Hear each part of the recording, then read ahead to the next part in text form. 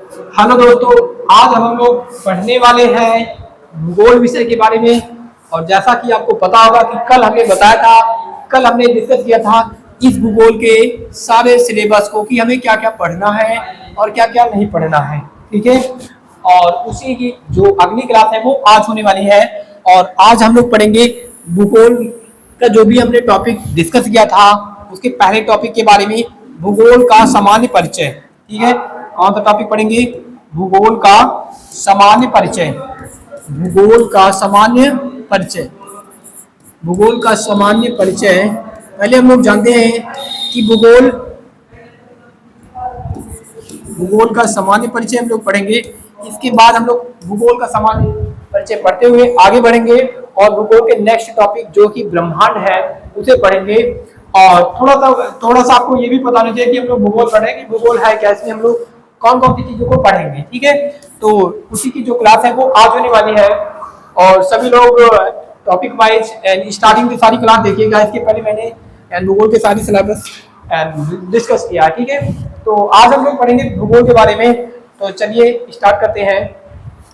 तो जैसा कि आपको पता है कि जो भूगोल है, भूगोल दो शब्दों से मिलकर बना है। ठीक है, चलो हम लोग नेक्स्ट आगे चलते हैं। वाइट यहाँ पर एक पेज हम ऐड कर रहे हैं। ठीक है, एक पेज ऐड कर रहे हैं। यहाँ पर आपको पता होगा कि जो भूगोल है दो शब्दों से मिलकर बना है। ठीक है, भूगोल दो शब्दों से मिलकर बना है, एक भू और एक गोल। ठीक है, भू और गोल। ठीक है, इसे हम लोग इंग्लिश में भी बोलते हैं जियोग्राफी। ठीक है, क्या बोलते हैं? जियोग्राफी। जियो का मतलब आपको पता है, भू मतलब क्या होता है? भू एक पर्यायवाची शब्द है पृथ्वी का, है ना। पृथ्वी का एक पर्यायवाची शब्द है जिसे हम लोग भू मतलब बोलते हैं धरा, पृथ्वी, है ना। क्या होता है? पृथ्वी। ठीक है, इसे हम लोग पृथ्वी लिख रहे हैं। और गोल, गोल का मतलब पता है कि हमारी पृथ्वी क्या है? गोल है। ठीक है, क्या है? गोल है। इसके शेप के बारे में बताया जा रहा है। हालांकि अगर इसके नाम को अगर हम लोग क्या करेंगे, संधि विच्छेद करेंगे, तो यहाँ पर जो ग्राफी है इसका मतलब हो जाता है अध्ययन करना, है ना। क्या हो जाएगा? अध्ययन करना। अध्ययन करना। और जियो का मतलब तो आपने अभी पढ़ा ही है, जियो का मतलब क्या होता है? अर्थ होता है ना। तो एंड जब भी हम पृथ्वी के, ये हमारी नहीं पृथ्वी, जब भी हम पृथ्वी के बाहर जितनी भी चीजें हैं, वो चाहे गैलेक्सी हो, हमारा सोलर सिस्टम हो, सूर्य हो, या फिर हमारा पूरा यूनिवर्स ही क्यों ना हो, इसके बारे में हम जब भी अध्ययन करते हैं। और पृथ्वी के अंदर भी जो भी चीजें हैं, ठीक है, पृथ्वी के सतह पे, पृथ्वी के सतह पे क्या क्या चीजें पाई जाती है? हमारा महासागर है, हमारा स्थलमंडल है ना, पेड़ पौधे हैं, पहाड़ है, पर्वत है, चोटियां है ना। और पृथ्वी के अंदर भी जो भी चीजें उपस्थित है, इन सब चीजों का हम जब एक साथ अध्ययन करते हैं, ठीक है, पृथ्वी के सतह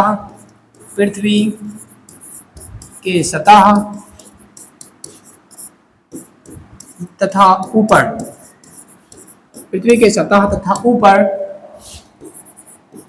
की सभी चीजों का जब हम अध्ययन करते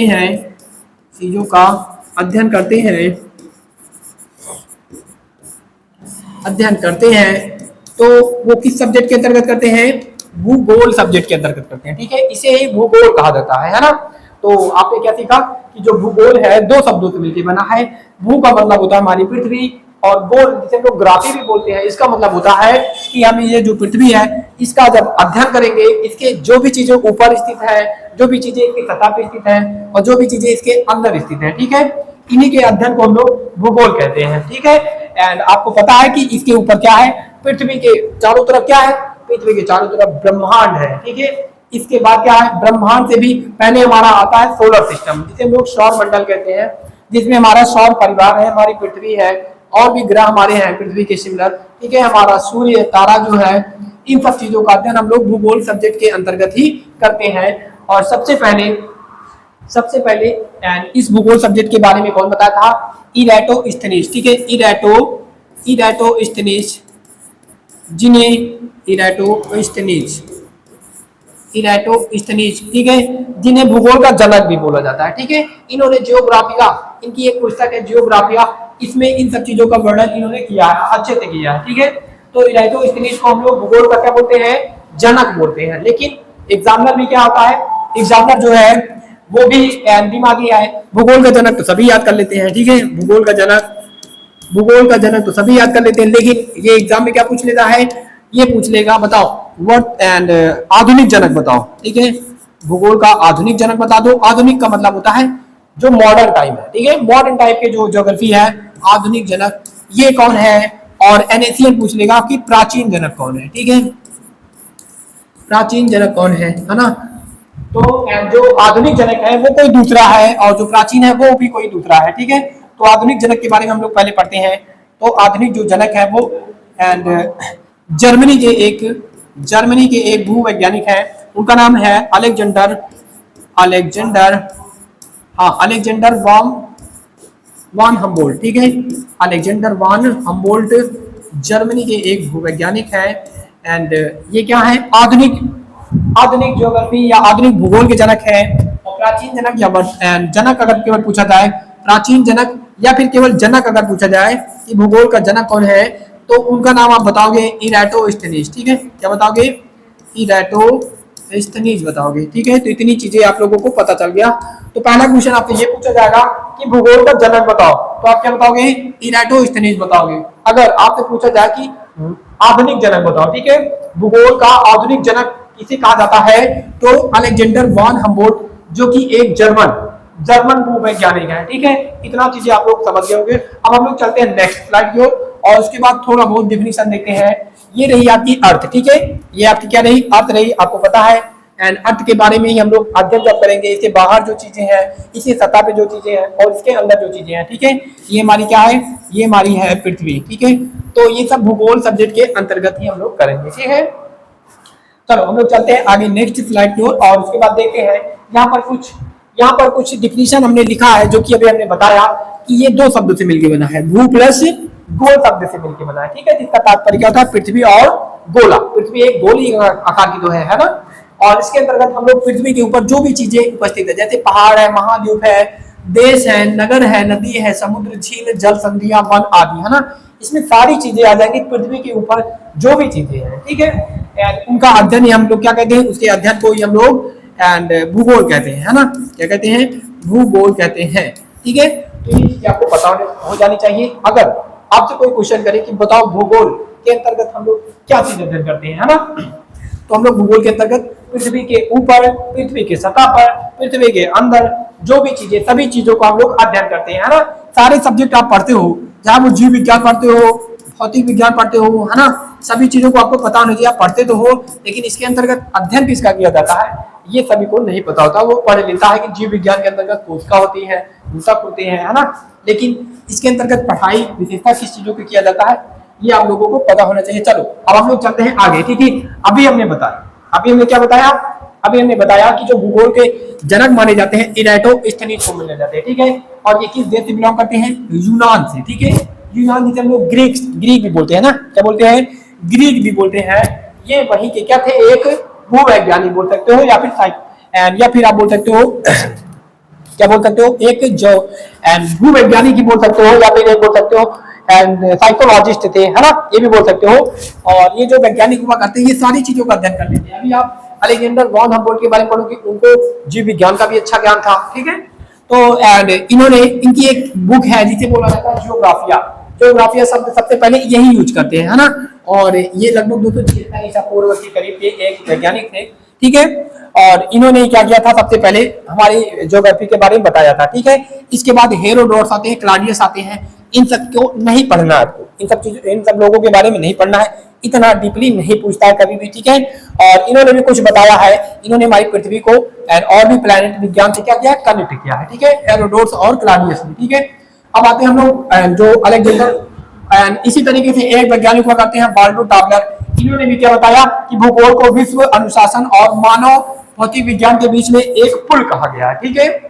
इन्होंने क्या बताया कि जो हमारा भूगोल का विश्व अनुशासन और मानव और भौतिक विज्ञान, जो कि हमारी भौतिक विज्ञान है, इसके बीच में इन्होंने कोऑर्डिनेशन दे दिया है, इसका नाम दे दिया है पुल, ठीक है, ब्रिज बोल दिया है, ठीक है। ये सब चीजें आपको नहीं पढ़ना है, पढ़ना क्या है, भूगोल का जनक किसे कहा जाता है, जो जियोग्राफी का शब्द है सबसे पहले किसने यूज किया था, आधुनिक भूगोल के जनक कौन है, ये सब चीजें पढ़ना है ना। अब हम लोग आगे चल रहे हैं, नेक्स्ट आगे जो है देखो, जो हमारे ये वैज्ञानिक थे इराटोस्थेनीज, इन्होंने कुछ और भी बताया, ठीक है। खगोल शास्त्री थे, एस्ट्रोलॉजर थे। इन्होंने अक्षांश और देशांतर कौन कौन जानता है अक्षांश और देशांतर? जो हमारी पृथ्वी के ऊपर खींची गई काल्पनिक रेखाएं नहीं अक्षांश रेखाएं देशांतर रेखाएं है ना। और इन्होंने लीप वर्ष के बारे में भी डिटेल से बताया कि लीप वर्ष क्यों आता है, ठीक है, जो साल में दिन बढ़ जाता है क्यों आता है ऐसा, है ना, क्यों होता है। हाँ, लीप ईयर के बारे में भी इन्होंने अच्छे से बताया है। सबसे पहले इन्होंने बताया था लीप ईयर के बारे में, जो रीजनिंग में आप पढ़ते हो, है ना, लीप ईयर जो एंड फरवरी कभी 29 की हो जाती है ना, कभी 28 की रहती है, ये है। अब आप आते हैं नेक्स्ट एस्ट्रोलॉजर की ओर। इनका नाम है अलेक्जेंडर वान हम्बोल्ट, जिनका जन्म 1769 से 1859 के बीच में हुआ था, है ना। और ये एक पर्सियाई बहुत, ये कहाँ के थे, ये जर्मन, है ना, जर्मनी की राजधानी क्या है, बर्लिन, ठीक है। तो बर्लिन भी पेपर में भी आ सकता है, जर्मनी भी आ सकता है ना। तो ये एक जर्मनी के क्या थे, एक भूगोल एंड एक एस्ट्रोलॉजर थे या फिर भूवैज्ञानिक थे, है ना, एस्ट्रोलॉजर थे, जर्मनी के थे, है ना। इन्होंने क्या बताया, इनका भी काफी अच्छा योगदान है हमारी ज्योग्राफी में, ठीक है, इनका भी काफी अच्छा योगदान है, इसलिए इन्हें आधुनिक ज्योग्राफी का, ठीक है, इसलिए इन्हें आधुनिक भूगोल का जनक माना जाता है, ठीक है, आधुनिक भूगोल का जनक कहा जाता है किसे, अलेक्जेंडर वान हम्बोल्ट को बोला जाता है ना। इन्होंने क्या बताया, अभी हमने बताया, इनको काफी अच्छा ज्ञान था जीव विज्ञान का भी, ठीक है। एंड अलेक्जेंडर वान हम्बोल्ट ने वनस्पति विज्ञान में परिमाणात्मक विधियों का प्रयोग किया और जिनसे जैव भूगोल की मजबूत आधारशिला इसे मिला, ठीक है, मतलब जीव विज्ञान का प्रयोग करके इन्होंने ज्योग्राफी में जी, है ना, जैव भूगोल में भी क्या किया, काफी योगदान दिया, बताया, ठीक है, क्या बताया, ये सब आपको नहीं पढ़ना है, केवल इनके बारे में इतना, इनकी थ्योरी इतना डिटेल से नहीं पूछी जाती, पूछा क्या जाएगा आगे जब हम लोग पढ़ेंगे, सोलर सिस्टम पढ़ेंगे, यूनिवर्स के बारे में पढ़ेंगे, उसमें से डीपली से क्वेश्चन आता है, ठीक है। ये काफी एनेशियंट है, इनके बारे में हमें केवल बेसिक नॉलेज होना चाहिए कि किनका किनका योगदान है हमारे ज्योग्राफी में, है ना, भूगोल में किन किन वैज्ञानिकों का योगदान है ना। चलिए आगे चलो। अब हम लोगों ने पढ़ लिया भूगोल के बारे में पढ़ लिया कि भूगोल में हम लोग अध्ययन क्या करेंगे, किन किन चीजों का अध्ययन करेंगे, किन किन वैज्ञानिकों या भूवैज्ञानिकों का इसमें योगदान था खगोल शास्त्र का, है ना। अब इसके बाद हम लोग हमारे भूगोल का जो पहला टॉपिक है वो क्या है, ब्रह्मांड है, ठीक है, ब्रह्मांड, जिसके जो कि एक अत्यंत रहस्यमय चीज है, ठीक है, जिसके बारे में हमारे बड़े बड़े देशों की जो स्पेस एजेंसियां हैं वो भी पता नहीं कर पाई है कि ब्रह्मांड कितना बड़ा है, कितना विशाल है, ठीक है। केवल एक अनुमान लगाया जाता है, ठीक है, केवल एक अनुमान लगाया जाता है, लगभग में गणना की जाती है।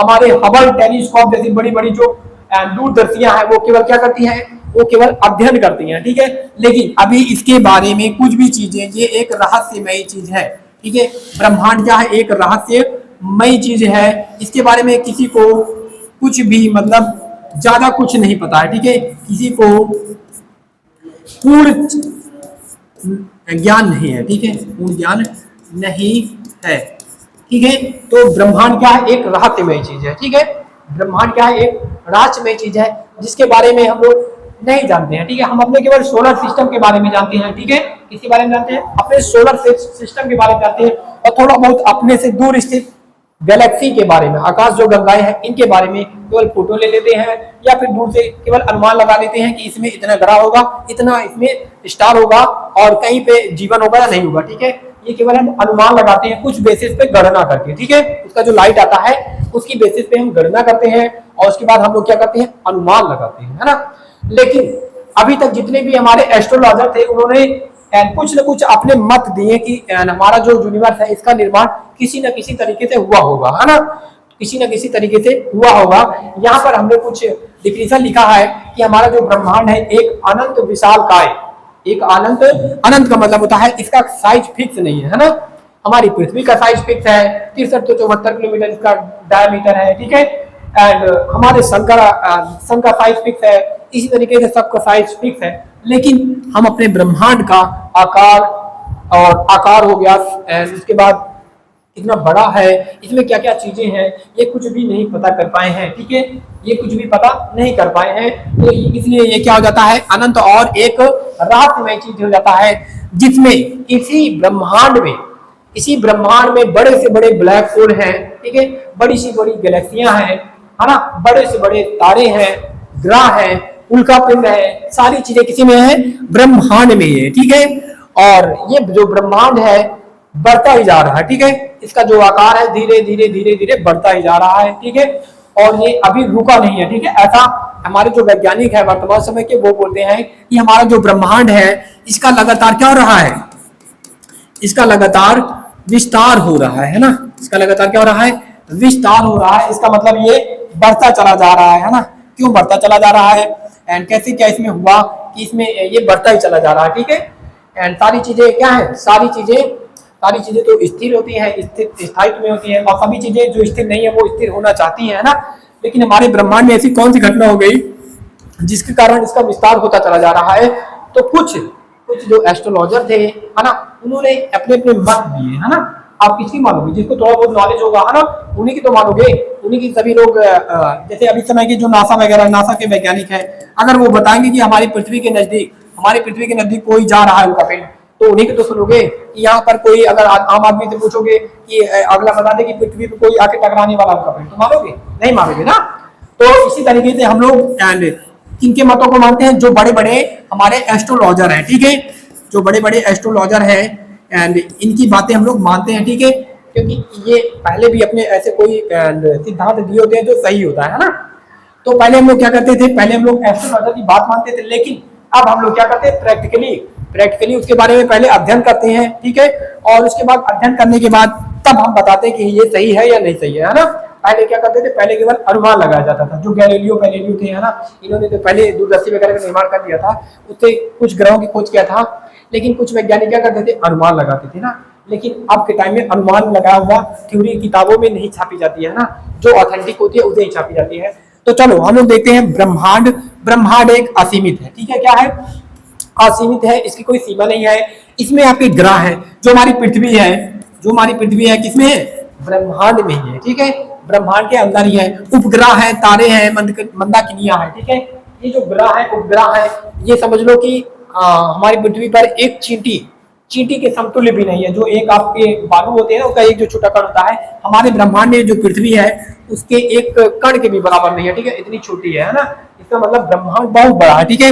इसमें उल्कापिंड है, आकाशीय जो धूल कण है सम्मिलित है, ठीक है। बहुत बड़े बड़े इसमें ब्लैक होल है, ठीक है। ब्लैक होल है, ब्लैक मैटर भी है, जो आप मान लो आप पृथ्वी को देख लेते हो, कैसे देख पाते हो, क्योंकि सूर्य का प्रकाश हमारी पृथ्वी तक आता है ना। लेकिन ब्रह्मांड में ऐसी भी तो जगह है जहां पर स्टार नहीं है, ठीक है। सब जगह पे स्टार है नहीं, है ना।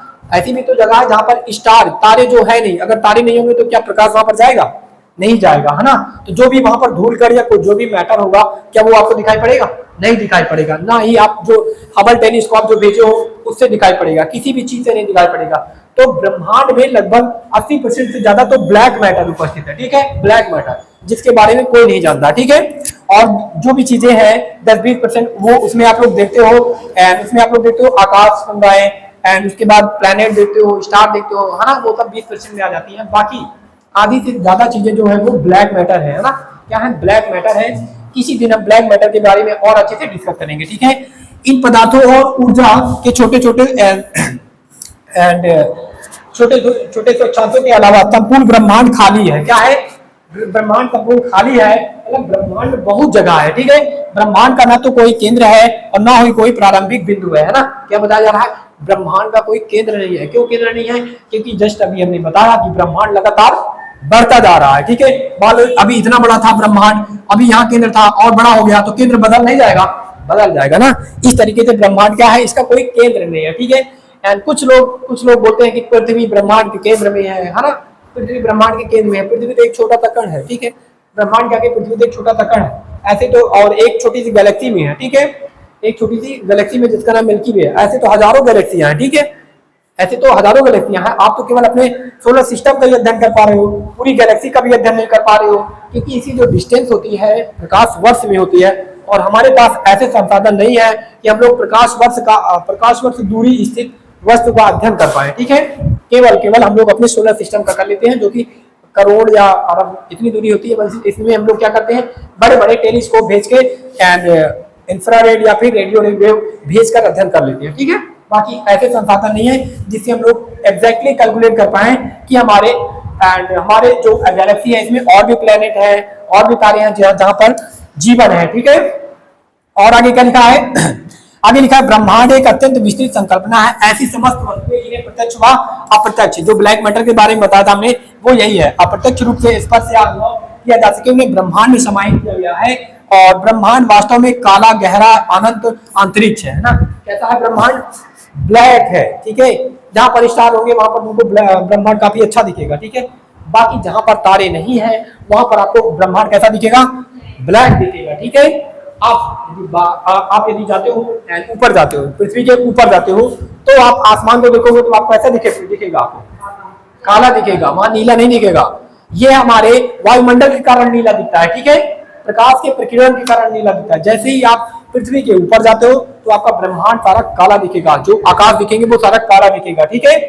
एंड उसके बाद और आगे क्या लिखा है? इसमें जो भी तारे हैं हमें दिखते हैं वो या तो ऊर्जा मुक्त कर रहे हैं या वो आकाशीय पिंड के प्रकाश के अपवर्तन के कारण जल रहे हैं, ठीक है, दिख रहे हैं। मतलब इसमें ब्रह्मांड में जो भी चीजें आपको लाइट मान दिख रही है ना, मतलब जलती हुई प्रतीत हो रही है, ये तो वो एक खुद तारे हैं, खुद एनर्जी प्रोड्यूस कर रहे हैं, जल रहे हैं, है ना।